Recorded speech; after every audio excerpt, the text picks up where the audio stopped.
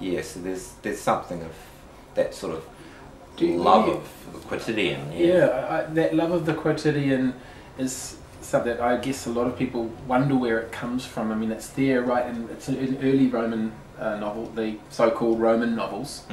And I suppose it's probably always been in storytelling. It's in a sense, it's one of the great things in storytelling, isn't it? To express this love of the quotidian.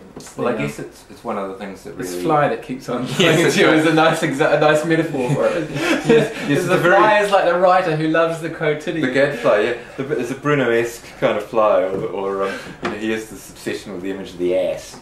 But you think, well, an ass, it's a donkey, it's an idiot, and so on. But somebody wrote a whole book on Bruno's use of the ass, because for him there's a whole cosmos bound up in the idea of an ass. But of course, to us, the ass also means the golden ass and Apuleius, and that weird. And it meant that to Bruno as well. Yes, because that was such a potent text for Renaissance writers, particularly because Apuleius was a magician.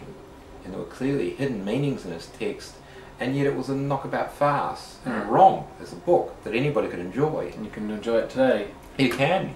I mean, I did when I was a teenager. I read this book. You can find it, and I thought this is the most entertaining book I ever read. Yeah. But as you read it more, you begin to become aware that maybe Apuleius isn't just making fun of the religious and spiritual, because at first it just seems like something attached to this comic narrative. But then you begin to think, well, the comic narrative is a surface, but there's a lot of other things too. That sounds like that's your model, that book. It is, yeah. For all three of them, or? I think it's probably the book that's influenced me most, yeah, because... You're interested in debasing things in order to kind of rescue them. Yes, and also leaving open questions, and yet having a narrative which interests people.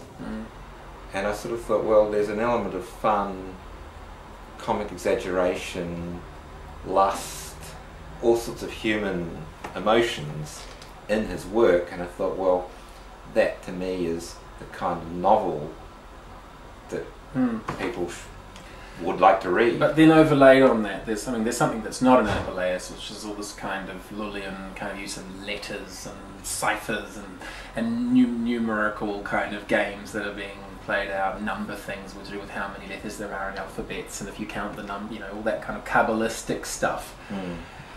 A lot of that would be in Neoplatonism, and of course Apuleius is a Neoplatonist, but it's not in his novel.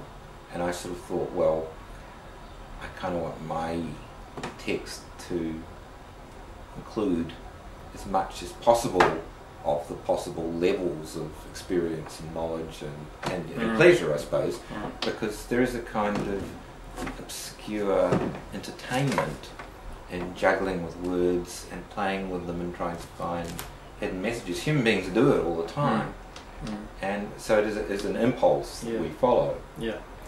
I'll leave some of those games that go on in this book for people to discover if they read it. There's wonderful things with letters and things like that you use, and sequences of numbers, and it's fascinating. Even the number of pages is significant. It is, yeah. And the number of pages and the number of stories and all that. But we'll move on to just concentrating more on this book now. Yeah.